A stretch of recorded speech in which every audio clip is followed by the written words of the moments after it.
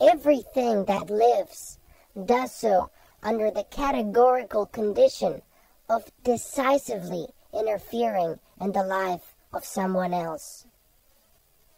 The worse it is for those who are so ignorant of the natural and social law of human solidarity that they deem possible or even desirable the absolute independence of individuals in regard to one another. To will it is to will the disappearance of society. All men, even the most intelligent and the strongest, are, at every instant of their lives, the producers and the product.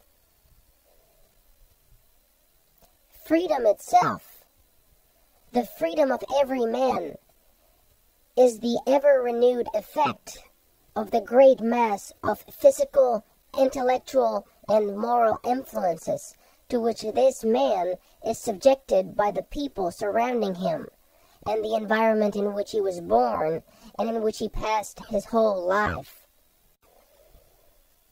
To wish to escape this influence in the name of some self-sufficient and absolutely egoistical freedom is to aim toward non-being. To do away with this reciprocal influence is tantamount to death. And in demanding the freedom of the masses, we do not intend to do away with natural influences to which man is subjected by individuals and groups. All we want to do is do away with fictitious, legitimized influences, to do away with the privileges in exerting influence. It clearly follows that to make men moral, it is necessary to make their social environment moral. And that can be done in only one way, by assuring the triumph of justice, that is, the complete liberty of everyone and the most perfect equality for all. Inequality of conditions and rights, and the resulting lack of liberty for all, is the great collective iniquity begetting all individual iniquities. Man does not become man, nor does he achieve awareness of realization of his humanity, other than in society and in the collective movement of the whole society. He only shakes off the yoke of internal nature through collective or social labor. And without his material emancipation, there can be no intellectual or moral emancipation for anyone.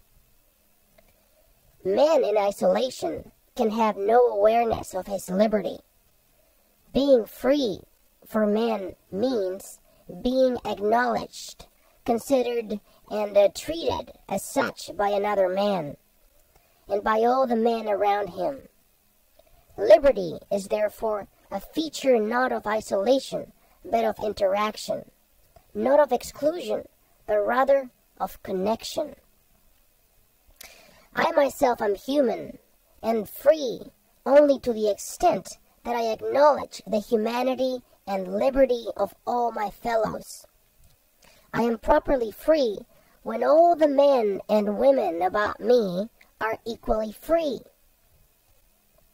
Far from being a limitation or a denial of my liberty, the liberty of another is its necessary condition and confirmation.